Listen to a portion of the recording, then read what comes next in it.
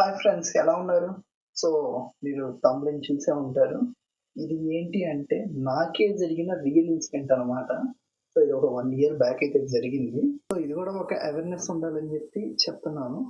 So, ఇంకా టాపిక్‌లోకైతే ఎళ్ళిపోతే, actually ఒక bank అయితే ఉంది. ఆ బ్యాంక్ నేమ్ నేను చెప్పను. కానీ మీకే అర్థమైపోయిద్ది. ఏంటి అంటే, రైతులు రుణాలు వాళ్ళకి వస్తుంటాయి గదా! అవన్నీ ఆ బ్యాంక్‌లోనే పడతా ఉంటాయనమాట. ఆ బ్యాంక్‌లోనే రైతులు గాని, ఇలాగా వ్యవసాయం చేసుకునే వాళ్ళు గాని, వీళ్ళందరూ అందులోనే అకౌంట్స్ ఓపెన్ చేస్తుంటారు. సో, ఈ పాటికి మీకు అర్థమైపోయి ఉండిద్ది. కామెంట్ అయితే చేసేయండి. అయితే మా ఫ్రెండ్ ఊరెళ్ళున్నాడనమాట. ఎళ్తే అక్కడ అది చాలా పల్లెటూరు. ఏందంటే వాళ్ళ రిలేటివ్స్ ఒకళ్ళకి బాలేకపోతే వెళ్తున్నాడు. వెళ్తా ఆన్ ద వేలో బస్‌లో ఉన్నప్పుడే నాకు ఫోన్ చేశాడనమాట. "అరే మామ, నాకు ఇలాగ ఈ సిట్యుయేషన్ వచ్చింది. ఎళ్తున్నాను. మా రిలేటివ్స్ ఒక పర్సన్‌కి బాలేదు. నాకొక 3000 కావాలి. అరేంజ్ చేయగలవా?" అంటే, "ఓకే మామ, ఇప్పుడే ఫోన్‌పే చేసేస్తా" అన్నా. అన్నాడు, "అరే ఫోన్‌పే కాదురా, నేను ఒక అకౌంట్ నంబర్ ఇస్తాను. బ్యాంక్‌కెళ్ళి డిపాజిట్ చెయి" అన్నాడు. అరే అకౌంట్ నంబర్ ఎందుకురా? అక్కడ ఎవరైనా ఉంటే ఏటీఎంలో తీసుకోవడానికి ఉండిద్ది కదా! అంటే, లేదు మామ, ఆయనకి బాలేదు. సో, వాళ్ళ ఆవిడ మాత్రమే ఉందక్కడ. సో, తనకేం తెలీదు. వాళ్ళ కొడుకులు వాళ్ళు వీళ్ళు వేరే ఊర్లో ఉన్నారు. చదువుకుంటా ఉన్నారు. సో, ఇప్పుడు నేను మాత్రమే సాయం చేయగలను. అందుకే ఎళ్తున్నాను. ఇప్పుడు నేను ఆన్ ద వేలో ఉన్నాను. ఇప్పుడు హాస్పిటల్‌లో మనీ కట్టాలంట అర్జెంట్ అని చెప్పి అన్నాడు. సరే మామ అని చెప్పి ఇంక నేను బ్యాంక్‌కెళ్ళా. బ్యాంక్‌కెళ్ళి చాలా రోజులైంది కదా! డినామినేషన్ ఫార్మ్ తీసుకొని రాసి, మొత్తం అంతా కంప్లీట్ జేసి, నీట్‌గా ఒకటికి 2 సార్లు చెక్ చేసుకొని, వెళ్లి క్యూ లైన్‌లో నిలబడ్డా. క్యూ లైన్‌లో అప్పటికే ఒక 5 మంది దాకా ఉన్నారు. ఆ 5 మంది ఆడ క్యూ లైన్‌లో నిలబడితే, ఒక్కొక్కడికి దగ్గర దగ్గరగా పావుగంట టైం పడుతుంది. అరే! అసలింత టైం ఎందుకు పడుతుంది? జస్ట్ డినామినేషన్ ఫార్మ్ తీసుకొని, అందులో 100 నోట్లెన్నున్నాయి, 500 నోట్లెన్నున్నాయి ఏంటో చూసి టిక్ కొట్టేసేసి అకౌంట్ చెక్ చేసేసి అయిపోయేదానికి పావుగంట ఎందుకు పడుతుంది అని చెప్పి ముందుకెళ్ళి చూస్తే, అక్కడ క్యాషియర్ ఒక ముసలాయన. ఆయన కూర్చొని ఒక ఒక చేత్తో కంప్యూటర్‌లో చూస్తా, ఇంకో చేత్తో మొబైల్‌లో రీల్స్ చూసుకుంటా చేస్తా ఉన్నాడు. నాకప్పటికే చిరాకొచ్చి ఫుల్లు కోపమొచ్చేసింది. సరే, ఓకే, కూల్ అని జెప్పి అలాగే నించొని ఇంకా వచ్చేసింది. నా టర్న్ అయితే వచ్చేసింది. నేనిచ్చా. డినామినేషన్ ఫార్మ్ ఒక 6, 500 నోట్లయితే ఇచ్చా. ఇస్తే ఇంకా ఎనక్కిచ్చేసాడు. నాకర్థం గాలా. ఎనక్కిచ్చేసి ఏం మాట్లాడట్ల, ఫోను చూసుకుంటా ఉన్నాడు. నేనన్నా, "ఎనక్కెందుకు ఇచ్చేసారు? మనీ డిపాజిట్ చేయడానికొస్తే చేయకుండా ఎనక్కిచ్చారేంటి" అన్నా. ఇక్కడ 5,000 అబోవ్ మాత్రమే డిపాజిట్ జేయించుకుంటాము. 5,000 బిలో ఉన్నాయి మొత్తం. అక్కడ టెల్లర్ మిషన్ ఉంటది. అందులో డిపాజిట్ జేయాలి అన్నారు. సరే, టెల్లర్ మిషన్ ఎక్కడ అంటే పక్క వీధిలో ఉందంట. పక్క వీధిలో వాళ్ళ ఏటీఎం ఉందంట. ఆ ఏటీఎం తోటి టెల్లర్ మిషన్ గూడా ఉందంట. సో, టెల్లర్ మిషన్ అంటే మీకు తెలుసు గదా! అంటే మనీ డిపాజిట్ జేస్తాము. అది అకౌంట్‌లో పడిపోతది. సో, సరే అని జెప్పి పక్క వీధికెళ్ళి ఆ ఏటీఎంకెళ్తే అక్కడ టెల్లర్ మిషన్ పనిచేయట్ల. ఔట్ ఆఫ్ సర్వీస్ అది. సో, పని చేయట్లేదు. అక్కడ ఉన్న సెక్యూరిటీ గార్డ్‌ని పిలిచి అడిగితే ఇలాగా మనీ పంపియాలి. టెల్లర్ మిషన్ పని చేయట్లేదు అది ఇది అంటే, రిపేర్ చేపియాలి. రేపు రండి అన్నాడు. అరే! రేపొచ్చేదేందిరా? ఇప్పుడు ఎమర్జెన్సీ మనీ ఎయ్యాలి. డబ్బులు కట్టాలక్కడ హాస్పిటల్‌లో. నువ్వేమో రేపు రా అది ఇది అంటున్నావు. గిట్ట కాదని చెప్పి మళ్ళీ బ్యాంక్‌కెళ్ళా. బ్యాంక్‌కెళ్ళి ఇది సిట్యుయేషన్. ఎమర్జెన్సీగా మనీ అయితే ఎయ్యాలి. వేయించుకుంటారా? ఏయించుకోరా? అన్నా. సో, అప్పటికి టైము 12:30 అలా అయింది. లంచ్ టైమ్ అని జెప్పి ఎళ్ళిపోయారు. వెళ్ళారు. వెయిట్ చేశా.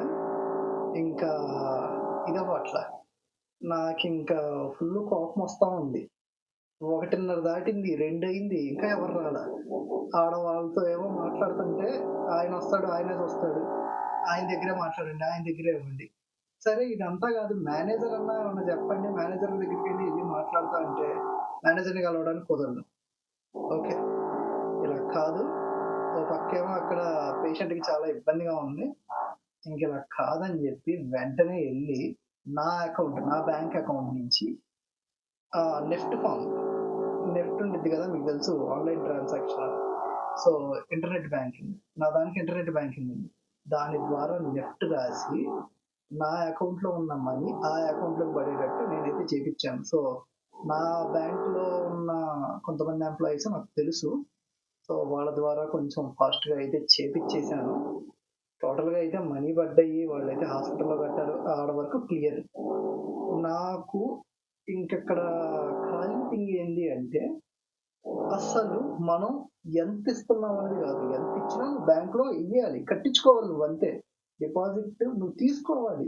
మేము ఎంతైతేనే కట్టించుకుంటాం, అంతైతే కట్టించుకోము అన్న రూల్స్ ఎక్కడ లేవు. ఈవెన్ మనం రూ. 10 ఇచ్చినా కూడా నువ్వు బ్యాంక్‌లో ఏసుకోవాలి. అందులో ఇస్తారు కదా! 1000, 500, 100, 10, 5 ఈవెన్ రూ. 1 ఇచ్చినా తీసుకోవాలి. ఎందుకు అంటే మన అకౌంట్‌లో మనం ఏసుకోవడానికి ఆళ్ళెవరు అబ్జెక్షన్ పెట్టేదేంది నాకర్థం కాలా. నాకైతే ఇది నచ్చల. అందుకని వెంటనే ఫస్ట్ అంబుడ్స్‌మ్యాన్‌కి కంప్లెయింట్ చేద్దాం అనుకున్నాను గానీ, ఇంత ఇష్యూకి అంబుడ్స్‌మ్యాన్ ఎందుకు అని ఆ బ్యాంక్ గ్రీవెన్స్ సెల్, ఇప్పుడు ఏ బ్యాంక్ అయినా గ్రీవెన్స్ సెల్ ఉంటది, అది కామన్. సో, ఆ బ్యాంక్ సైట్‌కెళ్ళి ఆ బ్యాంక్ గ్రీవెన్స్ సెల్ ఓపెన్ చేసి, ఆ గ్రీవెన్స్ సెల్‌లో టికెట్ రైజ్ చేశా. టికెట్ రైజ్ చేసి కంప్లెయింట్ అయితే పోస్ట్ చేశా. నేను పోస్ట్ చేశాను. పోస్ట్ చేసింది అరౌండ్ 2:30 ఆ టైంకి పోస్ట్ అయితే చేశా. నేను పోస్ట్ చేశాను. ఆ రోజు ఈవినింగ్ కరెక్ట్‌గా 5:36 అనుకుంటా. నేను మా ఫ్రెండ్స్ జనరల్‌గా క్యాజువల్‌గా పార్క్‌లో కూర్చొని మాట్లాడుకుంటా ఉంటే ఫోనొచ్చింది. బేసిక్‌గా ఫస్ట్ అయితే ల్యాండ్‌లైన్ నుంచి అయితే వచ్చింది. నేనైతే కాల్ లిఫ్ట్ చేయలా. అదేదో స్పామ్ కాల్ అనుకోని. తర్వాత ఒక మొబైల్ నంబర్ నుంచి వచ్చింది. సరే అని చెప్పి కాల్ లిఫ్ట్ చేస్తే అటు సైడ్ ఉన్న అపోజిట్ పర్సన్ లొడ అసలు ఏంటి? ఎవరు నువ్వు? ఎందుకు కంప్లెయింట్ పెట్టావు? ఆ! నీకంత ధైర్యమా? కంప్లెయింట్ పెట్టేంత ధైర్యమా? అది ఇది వాడిష్టం వచ్చినట్టు ఒక రేంజ్‌లో అయితే గట్టిగా అరుస్తా మాట్లాడుతున్నాడు. నేనన్నా ఒక్క నిమిషం ఆగండి. అసలు ఎవరు మీరు? ఎందుకు కాల్ చేశారు? ఎక్కడి నుంచి కాల్ చేస్తున్నారు? ఎవరనుకోని కాల్ చేస్తున్నారు? మీరు కరెక్ట్ పర్సన్‌కే చేశారా? లేదంటే రాంగ్ డయల్ ఏమన్నా చేశారా? ఒకసారి చూసుకోండి అన్నా. అయితే అన్నారు. ఈ డీటెయిల్స్ అవి ఇవి చెప్పి ఇది మీరేనా అంటే, అవును నేనే అంటే, ఆహ్, మార్నింగ్ బ్యాంక్‌కొచ్చావా అంటే, ఆ! వచ్చాను. సో, ఇలా కంప్లెయింట్ చేసావా అంటే, ఆ! చేశాను. నేనే చేశాను అన్నా. ఎందుకు చేశావు అన్నాడు. ఎందుకు చేశాను ఏముంది అక్కడ మెన్షన్ చేశాను కదా! ఎందుకు చేశానో. సో, మీకు డిపాజిట్ చేయడానికి డబ్బులియ్యడానికి వస్తే మీరు తీసుకోలేదు. అందుకే నేను చేశాను అంటే, మేనేజర్‌ని కలిసావా అన్నాడు. కలవలేదు. మేనేజర్‌ని కలవడానికి ఒప్పుకోలేదు అంటే, పర్మిషన్ తీసుకోవాలని. ఇక్కడ పర్మిషన్‌లు తీసుకొని అక్కడ ఇచ్చేసి 3000కి ఇన్ని అంటే నాకర్థం కావట్లేదు. నేనేమో డిపాజిట్ చేస్తుంది 3,00,00,000 కాదు. జస్ట్ 3000 ఏదో లక్షలు డిపాజిట్ చేస్తున్నట్టు ఆడ పర్మిషన్ తీసుకోవాలి, మేనేజర్‌ని కలవాలి అది ఇది అంటున్నారు అంటే, ఇంకాస్త పెద్దగా మాట్లాడుతున్నారు. ఎమ్మటే పక్కనున్న మా ఫ్రెండ్ తీసుకొని ఇచ్చుకున్నాడు కొంచెం బాగా. గట్టిగా ఇచ్చుకున్నాడు. సో, నేనన్నా ఇప్పుడు మీరు బ్యాంక్ ఎంప్లాయీ. మీరు కస్టమర్‌తో ఇలా మాట్లాడడం అనేది కరెక్ట్ కాదండి అన్నా. కస్టమర్‌తో మాట్లాడేది కరెక్ట్ కాదేంది? అసలు కంప్లెయింట్ ఇవ్వడమే నువ్వు చేసిన తప్పు అంటే, ఇప్పుడు కంప్లెయింట్ ఇవ్వడం నా తప్పైతే మనీ ఇచ్చినప్పుడు తీసుకోవడం మీ తప్పు కదా! అంటే, ఏంటి నువ్వు మమ్మల్ని క్వెషన్ చేస్తున్నావా అంటే, సార్ నేను చాలా మర్యాదగా మాట్లాడుతున్నాను. మామూలుగా మాట్లాడాలి. మీరు బ్యాంక్ ఎంప్లాయీ కాదు. ఒక నార్మల్ పర్సన్‌తో గొడవ పెట్టుకునే రకంగా మాట్లాడాలనుకుంటే ఎంతకంటే బాగా గట్టిగా మాట్లాడగలను నేను. సో మీరిప్పుడు ఏంటి? ఏమంటారు? ఈ కంప్లెయింట్ గురించి ఏంది అంటే, ఎంబటనే కంప్లెయింట్ వెనక్కి తీసుకొని అపాలజీ మెన్షన్ చేస్తున్నట్టుగా మెయిల్ పెట్టండి అన్నాడు. ఎవరు నేనా అన్నా. అవును మీరే పెట్టాలి అంటే, మీ పేరేంటండి అన్నా. పేరు, డీటెయిల్స్ మొత్తం చెప్పాడు. ఓకేనా? నైస్ ఇప్పుడు మీరు చెప్పింది మొత్తం నేను కాల్ రికార్డ్ చేశాను. మీ పేరు, మీ డీటెయిల్స్‌తో పాటు మెన్షన్ చేసి, ఇప్పుడు నేను మెయిల్ పెట్టబోతున్నాను గ్రీవెన్స్‌కి మళ్ళీ అన్నా. ఎంబటనే ఫోన్ కట్ చేసేసాడు. ఫోన్ కట్ జేసేసి, మళ్ళీ ఒక 10 నిమిషాల తర్వాత కాల్ జేసి, అంటే ఏంది ఇప్పుడు నువ్వు బెదిరిస్తున్నావా? నీ అడ్రెస్ ఎక్కడో జెప్పు. నువ్వయిపోయావు ఈరోజు. ఈరోజు నీ సంగతేందో తేల్చేస్తా అది ఇది అంటే నేను జెప్పా. నా అడ్రెస్ ఇది. నా ఇల్లిది. నేనుండేది ఇక్కడ. ఏ టైంలో అయినా ఉంటాను. ఏ టైంలో అయినా నువ్వొచ్చి కలు. నేను ఇప్పుడే మెయిల్ రాస్తున్నాను. ఏం చేసుకుంటావో చేసుకో అని జెప్పి మెయిల్ అయితే పెట్టా. గ్రీవెన్స్ సెల్‌కి మెయిల్ పెట్టాను. మెయిల్ పెట్టిన నెక్స్ట్ డే ఎర్లీ మార్నింగ్ 8:30, 9 అనుకుంటా. ఆ టైంలో గ్రీవెన్స్ సెల్ నుంచి నాకు కాలొచ్చింది. ఆ బ్యాంక్ గ్రీవెన్స్ సెల్ నుంచి. కాలొచ్చి సో, ఏం జరిగింది? ఏంటి? అని అడిగారు. నేను మొత్తం ఎక్స్‌ప్లెయిన్ చేశా. ఇలా చేస్తున్నారు. ఇలా అయింది. అసలు అలా ఎలా చేస్తారో నాకు అర్థం కాదు. ఏంటి కస్టమర్స్ అంటే వేళాకోళం ఉందా? ఆడుకుంటున్నారా? అంటే వచ్చేవాళ్ళు చదువుకోనోళ్ళు, అమాయకులు, రైతులు వీళ్ళు వస్తున్నారు ఎట్ట పడితే అట్ట ఆడుకోవచ్చనా మీ ఉద్దేశం అన్నా. అలా లేదండి. యాక్చువల్లీ ఇలా జరుగుతుందని గూడా మాకు తెలీదు. సో, ఎంతిచ్చినా గూడా డిపాజిట్ చేసుకోవాలి. ఇంతే జేయాలి అది ఇది అని రూల్ అయితే లేదు మా బ్యాంక్‌లో. సో, నేనైతే దీన్ని కొంచెం సీరియస్‌గా తీసుకుంటాను. దీని మీద క్విక్ యాక్షన్ తీసుకుంటా అంటే, తీసుకోండి. ఇప్పుడు ఒక పేషెంట్ ఆడ ఎమర్జెన్సీగా ఉంది. బ్యాంక్‌లో డబ్బులు కట్టాలని జెప్పి మనీ ఎయడానికొస్తే ఎంతసేపు తిప్పించుకున్నారు 3000కి అని జెప్పి నేను జెప్పా. ఆ తర్వాత నెక్స్ట్ 1 అవర్‌కి ఆ బ్యాంక్ బ్రాంచ్ మేనేజర్ నుంచి నాకు కాలొచ్చింది. నాకు ఫోను జేశాడు.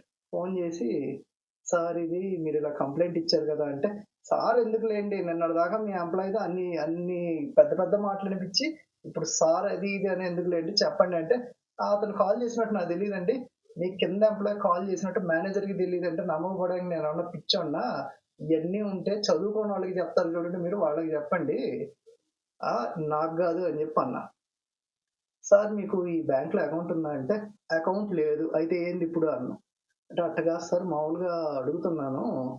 అంటే నాకర్థమైంది మీ దగ్గరకొచ్చేవాళ్ళు అమాయకులనే కదా ఇట్టా ఆడేసుకుంటున్నారు. 3000కి 3 గంటలు వెయిట్ జేపిచ్చారు. కనీసం కట్టించుకున్నారా అంటే అది లేదు అంటే, ఇప్పుడొచ్చి కట్టండి సార్ అది ఇది అంటే, ఇప్పుడొచ్చి కట్టేదాకా ఆగుతాం మరి. మాకు ఎమర్జెన్సీ సిట్యుయేషన్ ఉంది కాబట్టి బ్యాంకొచ్చాము. ఇప్పుడొచ్చి కట్టండి. ఇంకో గంటకి కట్టండి అంటే, ఎప్పుడొచ్చి కట్టాలో గూడా నువ్వే చెప్పాలా మాకు? మాకు తెలీదా ఎప్పుడు కట్టాలని? సార్ అలా గాదు సార్ ఏదంటే, ఇదంతా గాదు. ఇప్పుడేంటి అంటే, సార్ ఇది మీరొచ్చి మనీ కట్టేసి ప్రాబ్లమ్ సాల్వ్ అయిపోయిందని మెయిల్ ఒక్కటి డ్రాప్ చేయండి సార్ చాలు అన్నాడు. నేనెందుకు చేయాలి అన్నా. నా ప్రాబ్లమ్ సాల్వ్ అవ్వలా అని చెప్పంటే, సార్ మీ ప్రాబ్లమ్స్ ఏంటో చెప్పండి నేను సాల్వ్ చేస్తా అంటే, ఫస్ట్ థింగ్ క్యాషియర్‌లో ఆ ఓల్డ్ మ్యాన్‌ని ఎందుకు పెట్టారు అంటే, ఆ రోజు క్యాషియర్ రాలేదు సార్ అంటే, క్యాషియర్ రాకపోతే సబ్ క్యాషియర్ ఉంటారు. ఆయన్నెందుకు పెట్టారు అన్నా. సార్ అంటే జనరల్‌గా పెట్టాం సార్ ఏదంటే, జనరల్‌గా కాదు క్యాషియర్ ప్లేస్‌లో క్యాషియరే కూర్చోవాలి. స్టాంపులు కొట్టుకునే పర్సన్ కాదు అన్నా. సో, నెక్స్ట్ వచ్చేసరికి నాకు నిన్న ఒకడు ఫోన్ చేశాడు. వాడు చాలా ఓవర్‌గా మాట్లాడాడు. నా దగ్గర కాల్ రికార్డ్స్ కూడా ఉన్నాయి. నాకు ఇంకొక గంటలో ఆడి దగ్గర నుంచి అపాలజీ లెటర్ రావాలి. రాలేదంటే దీని గురించి పోలీస్ కంప్లెయింట్ ఇవ్వడానికి కూడా నేను వెనక అన్నాను.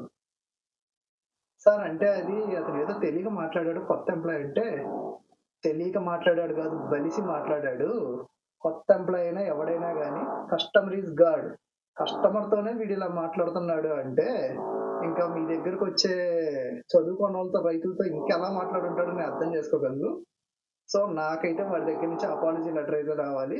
సో, గంటంటే మీరు గంట చేయలేరు గాబట్టి, ఎలాగో మీ బ్యాంకోళ్ళు లేట్ చేస్తారు గాబట్టి, 24 అవర్స్ టైమ్ అయితే ఇస్తాను. నాకు ఆ అపాలజీ లెటర్ వస్తేనే నేనప్పుడు మాట్లాడతాను అని జెప్పి అన్నా. సార్ మరి మెయిలు అన్నాడు. నాకు అపాలజీ లెటర్ వస్తేనే నేను రిప్లై మెయిల్ ఇస్తా. లేతే లేదన్నా.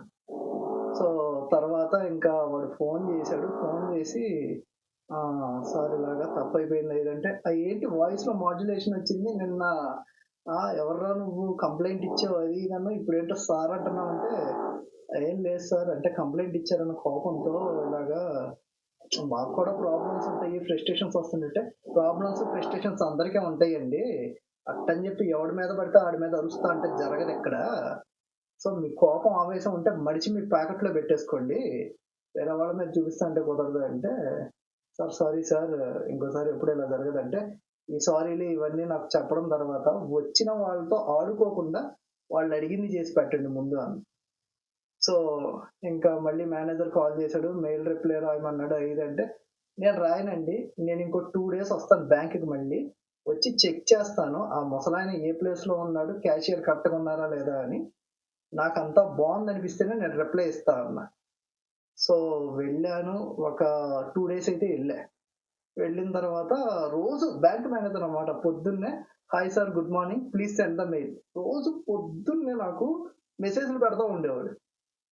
సో, నేనెళ్లి చెక్ చేశాను. అక్కడ ముసలాయన్ని మార్చేసి సబ్ క్యాషియర్‌ని పెట్టారు. క్యాషియర్ లీవ్‌లో ఉంటే క్యాషియర్ ఇప్పుడు క్యాషియర్ లేనప్పుడు సబ్ క్యాషియర్‌ని పెట్టాలి గదండీ! ఎవరో ఒకడిని పెట్టేస్తే ఎట్టా నాకర్థం గాదు.